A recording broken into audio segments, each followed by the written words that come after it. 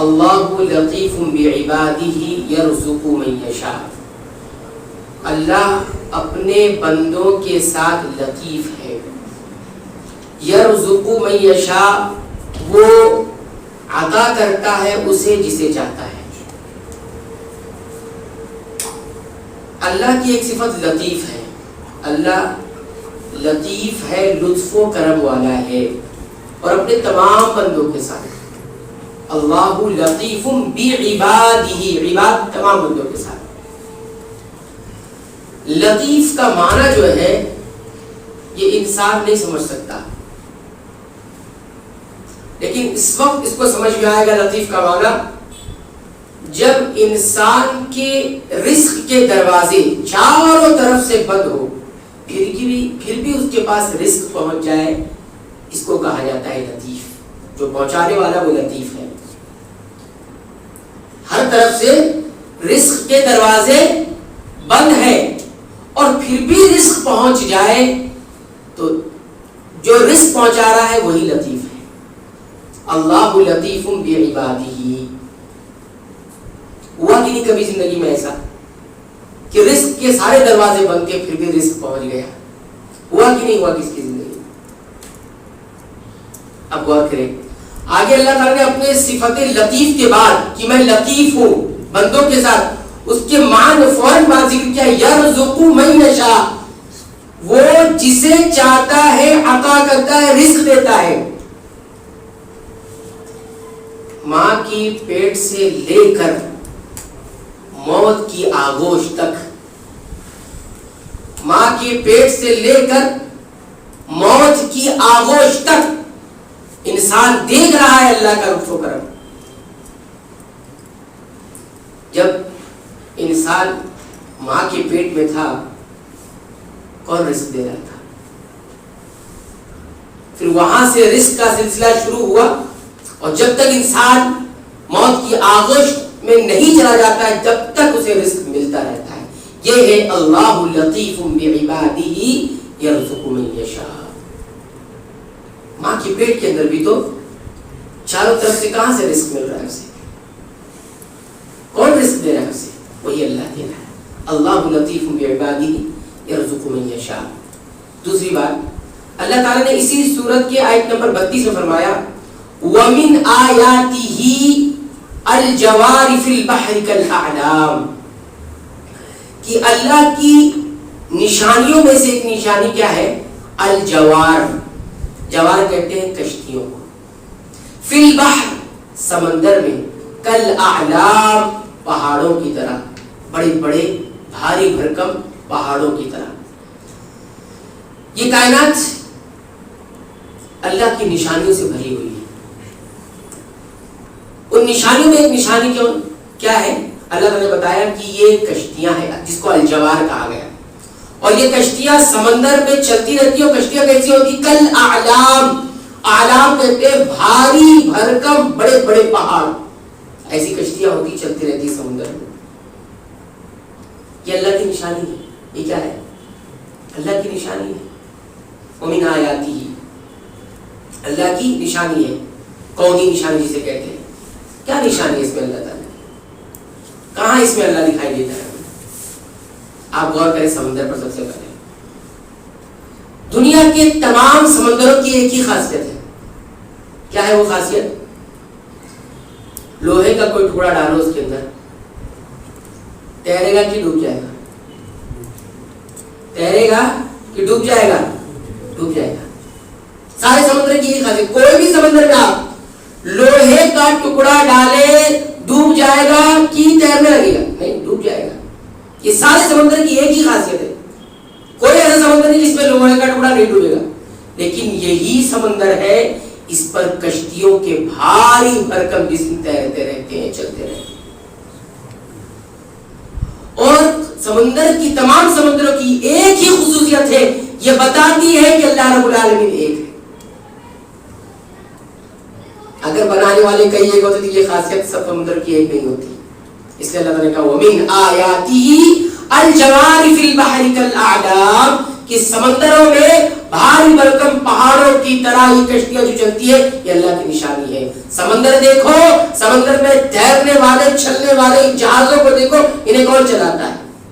سمندر کے سفر میں ہوائیں چلاتا ہے، کشتیاں خود نہیں چلتی، خدا چلاتا ہے۔ سمندر کے سفر میں ہوائیں چلاتا ہے، کشتیاں خود نہیں چلتی، خدا چلاتا ہے۔ تو یہ ہواؤں سے، پہلے تو کشتیاں ویسے ہی ہوتی، ہواؤں سے چلتی، تو یہ ہو گئی۔ تیسری بات، اسی سورت کی آیت نمبر 49 میں اللہ تعالیٰ فرماتے ہیں یَهَبُ لِمَن يَشَاءُ إِنَاثًا وَيَهَبُ لِمَن يَشَاءُ الذُّكُورَ۔ یَهَبُ لِمَن يَشَاءُ إِنَاثًا، اللہ جسے چاہتا ہے بیٹیاں عطا کرتا ہے، وَيَهَبُ لِمَن يَشَاءُ الذُّكُورَ، اور جسے چاہتا ہے بیٹیاں عطا کرتا ہے۔ اللہ تعالیٰ نے انسان پر کی جانے والی عزت و تکریم میں جو نعمتیں ہیں، اس میں جو ذکر فرمایا ہے، اس میں اولاد کا بھی ذکر کیا۔ ہبا کا ہے، ہبا کہتے ہیں جو چیز انسان کو بطور تقریب دی جائے۔ ایک ہوتا ہے آتا، ایک ہوتا ہے ہبا کر دیا بطور تقریب۔ تو یہاں بولی میں یشاء، اللہ جسے چاہتا ہے بطور ہبا، بطور تحفہ بیٹیاں عطا کرتا ہے، اور جسے چاہتا ہے بیٹیاں عطا کرتا ہے۔ اب اللہ رب العالمین نے اولاد گناتے وقت پہلے بیٹیوں کا ذکر کیا۔ شروع کرنا چاہیے تھا لڑکوں سے، شروع کیا بیٹیوں سے۔ ایک تو وجہ یہ ہے کہ یہ اس عرب کے ماحول کا بھی ذکر کیا جا رہا ہے جب بیٹیوں کو زندہ درگور کیا کر دیا جاتا تھا، زندہ مٹی کے نیچے دفن کر دیا جاتا تھا۔ کہا تم بچیوں کو، بیٹیوں کو حقیر سمجھتے ہو نا، ہم اس کو، میرے نزدیک یہ بہت پسند ہے، اس لیے ہم اس کا تذکرہ پہلے کر رہے ہیں۔ یہاں بولی میں یشاء اناثا، جسے چاہتا ہے بیٹیاں دیتا ہے، جسے چاہتا ہے بیٹی۔ پہلے بیٹیوں کا ذکر ہے، پہلے بیٹیوں کا ذکر ہے، بعد میں بیٹوں کا ذکر ہے۔ معنی اس کا یہ ہے کہ اللہ رب العالمین کے نزدیک بیٹیوں کا مقام بیٹوں سے پہلے ہے۔ اور ایک اور بات سمجھ لیں، یہاں پر بیٹوں کے بارے میں یہ نہیں آیا ہے کہ بیٹے جہنم سے بچانے کا ذریعہ اور سبب بنیں گے، لیکن خصوصیت کتاب بیٹیوں کے بارے میں آیا ہے۔ ہاں، کُنَّ لَهُ سِتْرًا مِنَ النَّارِ، نبی کریم صلی اللہ علیہ وسلم نے فرمایا، ایک عورت حضرت عائشہ رضی اللہ تعالی عنہا کی خدمت میں حاضر ہوئی، بیچاری غریب تھی، مانگنے کے لیے آئی، 2 بچی ساتھ میں ہیں، سوال کرنے لگی کچھ ہے تو دیجیے۔ حضرت عائشہ رضی اللہ تعالیٰ عنہ گھر میں گئی، ڈھونڈی، کچھ ملتا نہیں ہے، بہت ڈھونڈنے کے بعد ایک کھجور ملتا ہے، لے کر آ کے دیتی ہے، کھجور لے لیجیے۔ وہ عورت کھجور لیتی ہے، سوچتی ہے کھاؤں گی تو دونوں بیٹیاں منہ دیکھنے لگتی۔ اب ماں ہے، ماں کیا کرتی ہے، اس کے 2 ٹکڑے کرتی ہے، ایک ٹکڑا ایک بیٹی کو، ایک ٹکڑا ایک بیٹی کو۔ اس کے بعد پھر وہ چلی جاتی ہے۔ عائشہ رضی اللہ تعالیٰ عنہ کو یہ واقعہ بڑا عجیب لگتا ہے۔ نبی کریم صلی اللہ علیہ وسلم آتے ہیں، پوچھتے ہیں، ان سے کہتے ہیں کہ آج بڑا عجیب واقعہ ہوا ہے۔ کیا ہوا؟ ایک عورت آئی تھی، ایسا سمجھا۔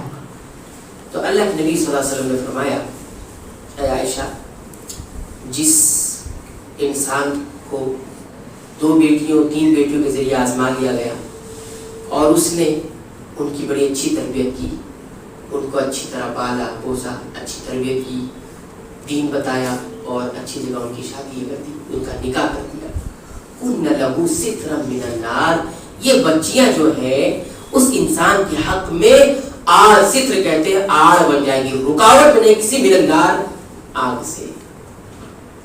آج بھی یہ کافرانہ سوچ ہے، لڑکیاں نہ ہو ہمارے یہاں، لوگ جو ہے لڑکیاں یا بیٹی پیدا ہوتی ہے تو ان کے چہرے بدل جاتے ہیں، وہ عار محسوس کرتے ہیں، یہ کافرانہ سوچ ہے۔ ہندوستان میں بھی ایسے مسلمان رہتے ہیں جو بچیاں پسند نہیں کرتے، یہ کافرانہ سوچ ہے۔ اللہ کو پسند ہے بچیاں، اور اہل علم نے یہاں یہ بھی کہا ہے کہ جس گھر میں پہلے بچی بیٹی پیدا ہو، یہ نیک بختی کی علامت ہے۔ کیوں اللہ نے اس کی ابتدا ہی بیٹیوں سے کی ہے۔ یہاں بولی میں یشاء اناثا، جسے چاہتا ہے بیٹیاں دیتا ہے، پہلے بیٹیوں کا ذکر ہے۔ وَيَهَبُ لِمَن يَشَاءُ الذُّكُورَ، اور جسے چاہتا ہے بیٹے عطا کرتا ہے۔ ترتیب میں پہلے کون آیا؟ بیٹی گھر میں پہلے بیٹی پیدا ہو وہ خوش نصیب ہے، نیک بختی کی علامت ہے. لیکن یہاں پہ معاملہ الٹا ہے. بہرحال یہ تیسری بات ہوگی. چوتھی بات جو ذکر کرنی ہے وہ ہے سورہ زخرف کی آیت نمبر 12 سے 14 پڑھی. اللہ تعالیٰ فرماتے ہیں وَجَعَلَ لَكُم مِّنَ الْفُلْكِ وَالْأَنْعَامِ مَا تَرْكَبُونَ. اللہ تعالیٰ نے تمہارے لیے کشتیاں بطور سواری بنائی، والانعام چوپائے بھی بطور سواری بنائی جن پر تم سوار ہو کر جو ہے سواریاں کرتے ہو اور اپنے سفر طے کرتے ہو.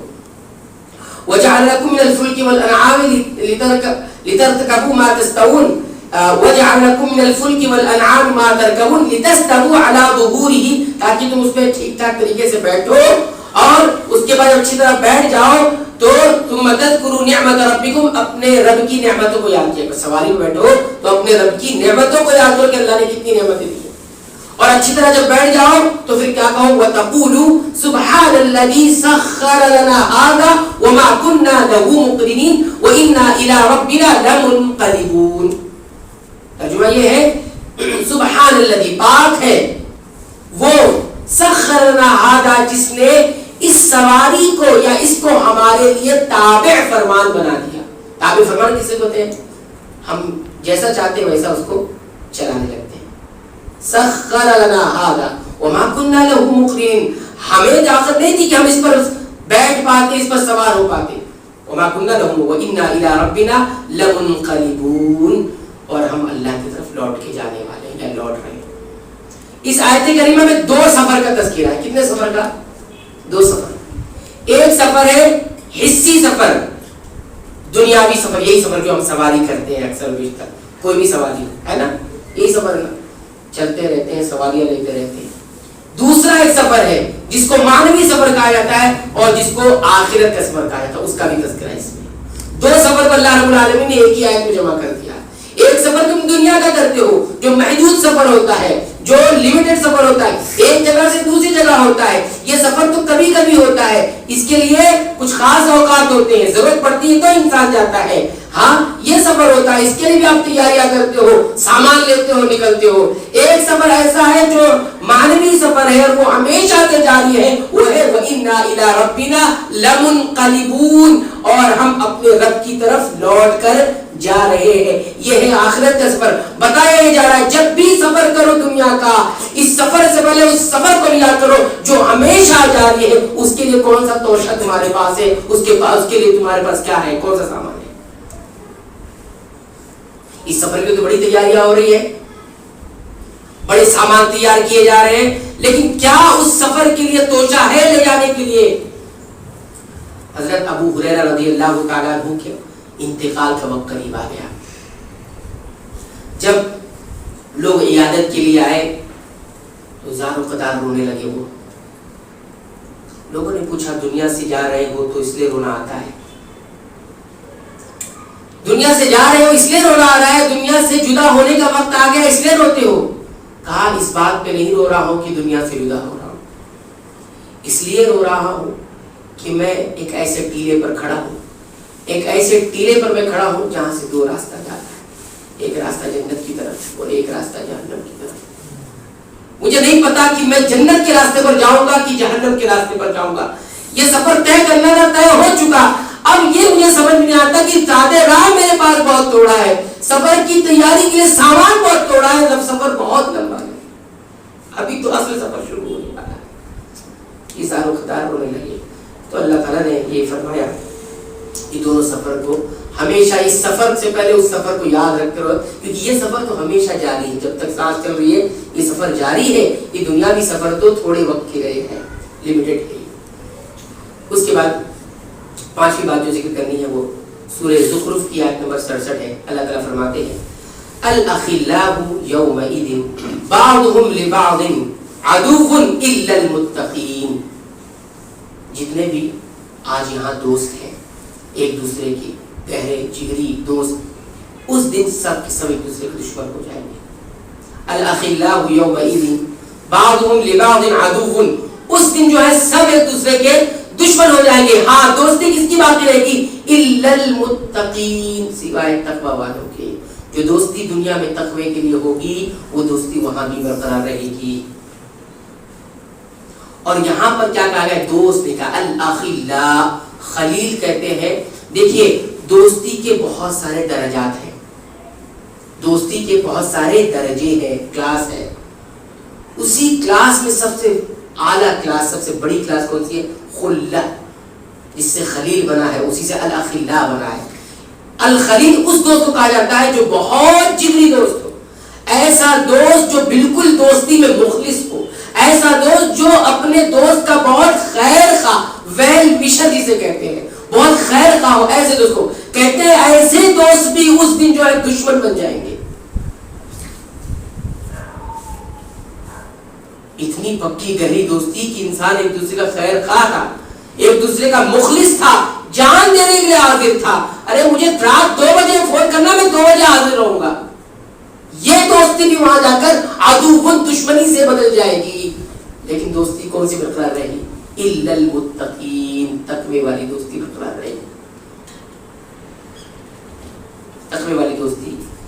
کہنے کا مقصود یہ ہے کہ آج اس دنیا میں اگر تقوی کی بنیاد پر ہماری دوستیاں نہیں ہیں تو یہ دوستی بھی وہاں دشمنی میں بدل جائے گی. اپنے دوست ایک دوسرے کی تقوی کی بنیاد پر، ہماری دوستیوں پر ہم غور کریں. ہم نے دوستیاں کیوں کر رکھی ہے؟ اور کیا تقوی کی دوستی کس کو کہتے ہیں معلوم ہے؟ جانیں گے کہ نہیں جانیں گے تقوی کی دوستی؟ اہل علم کہتے ہیں کہ اگر کوئی دوست اپنے کسی بھائی کے اندر کوئی برائی دیکھتا ہے، خلاف شریعت بات دیکھتا ہے، پھر بھی اس کے ساتھ ہنستا مسکراتا رہتا ہے، ایسا شخص خائن ہے. کیا ہے؟ خائن، خیانت کرنے والا ہے. یہ دوستی تقوی والی دوستی نہیں. یہ دوستی چائے پی رہے ہیں، اس کے ساتھ پارٹیاں ہو رہی ہے، کھانے بھی کھائے جا رہے ہیں، سب کچھ خلاف شریعت ہو رہتا ہے، کسی کو توفیق نہیں اس کو بتانے کی، مسکراتا ہے اس کے سامنے اس کے ساتھ مسکرا کر ملتا ہے، گھومتا ہے اس کے ساتھ، اور خلاف شریعت وہ کام بھی کر رہا ہے، برائیوں میں پڑا ہوا ہے. یہ دوستی تقوی کی دوستی نہیں ہے. یہ دوستی اللہ کی دوستی نہیں ہے. یہ خائن شخص ایسا انسان اگر کسی بھائی کے سامنے وہ دیکھتا ہے کہ یہ برائی میں ہے اور برائی اس کے اندر پائی جاتی ہے، پھر بھی کچھ نہیں بولتا، اس کو خائن ہے. خائن ہو کر لوٹے گا اللہ کے پاس. اب اسی پیمانے پر غور کر لیں اپنی دوستیاں. ہماری دوستیاں ایک دوسرے کے کس کیسی دوستیاں.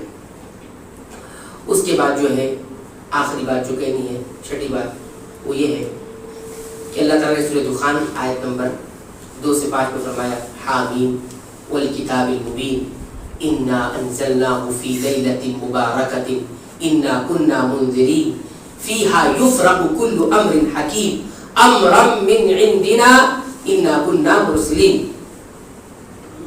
حامیم والکتاب المبین، قسم ہے والکتاب المبین، روشن کتاب کی. حامیم قسم ہے روشن کتاب کی. انا انزلناہ فی لیلۃ، ہم نے اس کتاب کو، اس قرآن کو فی لیلۃ مبارکۃ، ایک بابرکت رات میں اتارا، نازل کیا ہے. انا انزلناہ فی لیلۃ مبارکۃ انا کنا منذرین، اور ہم ہی آگاہ کرنے والے ہیں. فیہا یفرق کل امر حکیم، جس رات میں یہ نازل ہوئی ہے اس رات میں یفرق، فیصلے کیے جاتے ہیں، یفرق کل امر حکیم، ہر مضبوط بات کے فیصلے کیے جاتے ہیں. اور کیا فرمایا؟ انا کنا مرسلین، ہم ہی رسولوں کو بھیجنے والے. انا کنا مرسلین، ہم ہی رسولوں کو بھیجنے والے. اس آیت کریمہ میں قرآن کی تعظیم کو بیان کیا ہے. قرآن کتنا عظیم ہے، قرآن حکیم کتنا عظیم، اور 3 اعتبار سے. کتنے اعتبار سے؟ 3 اعتبار سے، 3 طریقوں سے. نمبر 1، قرآن حکیم اپنی ذات کے اعتبار سے سب سے عظیم ہے. کیوں؟ اللہ تعالیٰ نے اس کی قسم کھائی والکتاب المبین، یہ بہت روشن کتاب ہے، روشنی دیتی ہے. اس کو، اس کی قسم کھائی تو ظاہر سی بات یہ ذات اپنی ذات میں اتنی عظیم ہے کہ اس کی رب نے قسم کھائی، اور قسم کھانے کے بعد اس کو مبین کہا. اس کی صفت کیا ہے؟ مبین ہے. جو اس سے جڑتا ہے وہ روشنی میں آ جاتا ہے. مبین ہے نا، واضح کر دیتی ہے. حق اور باطل یہ لائٹ میں لے آتی ہے، کیا صحیح ہے کیا غلط ہے، کتنا کھرا ہے کتنا کھوٹا ہے، یہ لائٹ میں لے کر آ جاتی ہے، اس لیے یہ مبین ہے. تو یہ اپنی ذات کے اعتبار سے عظیم ہوئی کیونکہ اللہ نے اس کی قسم کھائی. دوسرا اعتبار کیا ہے قرآن عظیم ہے؟ اپنے نزول کے وقت کے اعتبار سے, یعنی جس وقت میں اترا ہے اس وہ وقت کتنا عظیم ہے. اللہ نے فرمایا اِنَّا أَنزَلْنَاهُ فِي لَيْلَةٍ مُبَارَكَةٍ, ہم نے اس کو ایک بابرکت رات میں نازل کیا ہے, ایک بابرکت رات میں. تو اس کا جو نزول کا جو وقت ہے نا, اترنے کا جو وقت ہے, لیل رات ہے, اور وہ رات کیسی ہے؟ مبارک, بہت بابرکت رات ہے. تو اپنے اترنے کے اعتبار سے یہ کتنا عظیم ہے. بھائی ایک آدمی آ رہا ہے, ایک تو اس کی پرسنالٹی بہت بڑی ہے, اور آ بھی رہا ہے کس وقت؟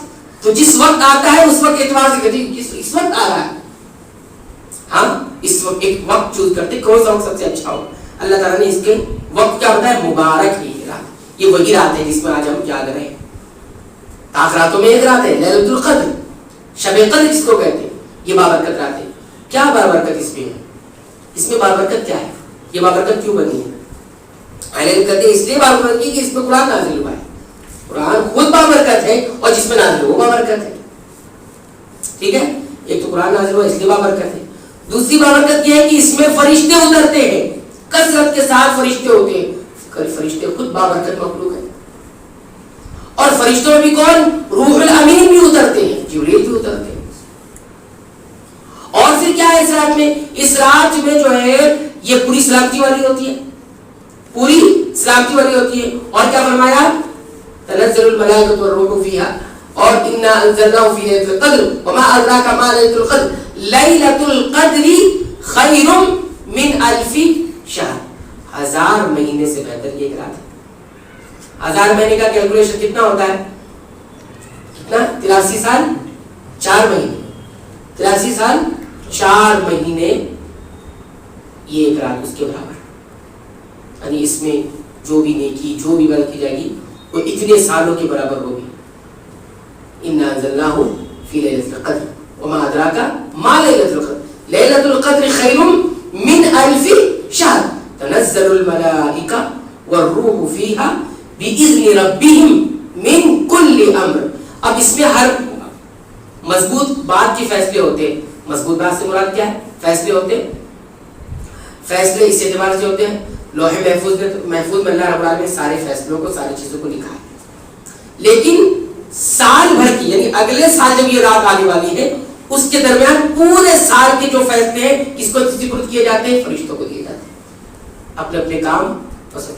اس میں بندوں کی روزیاں لکھی جاتی ہیں, بندوں کی عمریں لکھی جاتی ہیں, کون خوشبخت ہوگا, کون بدبخت ہوگا, کون جہنمی ہے, کون جنتی ہے, کون کتنی عمر پانے والا ہے, کس کو کتنا رزق ملنے والا ہے. یہ سارے معاملے اور بہت سارے معاملے سب اس میں طے ہوتے ہیں, یعنی فرشتوں کے سپرد کیے جاتے ہیں. ٹھیک ہے, اس لیے بابرکت. اور بھی بہت ساری خصوصیات ہیں.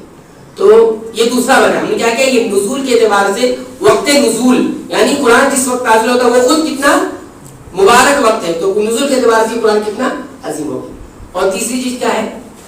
اس کو جس نے اتارا ہے, جس نے نازل کیا اس کے اعتبار سے یہ عظیم ہے. کون اتارا ہے؟ اللہ رب العالمین. اللہ نے کیا فرمایا؟ انا انزلناہ فی لیلۃ مبارکۃ انا کنا منذرین, ہم آگاہ کرنے والی. یہ قرآن آگاہی ہے. آگاہی سمجھتے ہیں کس کو کہتے ہیں؟ متنبع کرنا, الارم کر دینا, خبردار کر دینا. انا کنا منذرین, ہم آگاہ کرنے والے. پھر آگے کہا انا کنا مرسلین, ہم بھیجنے والے ہیں. تو مرسل بھیجنے والا کون؟ اللہ. آگاہ کرنے والا کون؟ اللہ. کس کے ذریعے آگاہ کیا؟ قرآن کے ذریعے آگاہ کیا. تو 3 طریقوں سے یہ قرآن حکیم اتنا عظیم ہے. اپنی ذات کے اعتبار سے اس لیے کہ اللہ نے اس کی قسم کھائی, اس کو مبین کہا, اور اپنے وقت نزول کے اترنے کے وقت کے اعتبار سے کہ ایک مبارک رات میں اللہ رب العالمین نے اس کو نازل کیا. اس اعتبار سے قرآن عظیم عظمت والا ہے. تیسرا, یہ اپنے اتارنے والے کے اعتبار سے, اس کو اتارنے والا کون ہے؟ رب العالمین. تو یہ 3 اعتبار سے کیا ہے؟ قرآن حکیم جو ہے عظیم ہے. اس کی عظمت کو اپنے دلوں میں بٹھائیں. اس عظمت کے ساتھ قرآن حکیم پڑھے. پھر دیکھیے قرآن حکیم پڑھنے میں آپ کو کبھی سستی, کبھی کاہلی, کبھی جس کو ہم کہتے ہیں بیزاری محسوس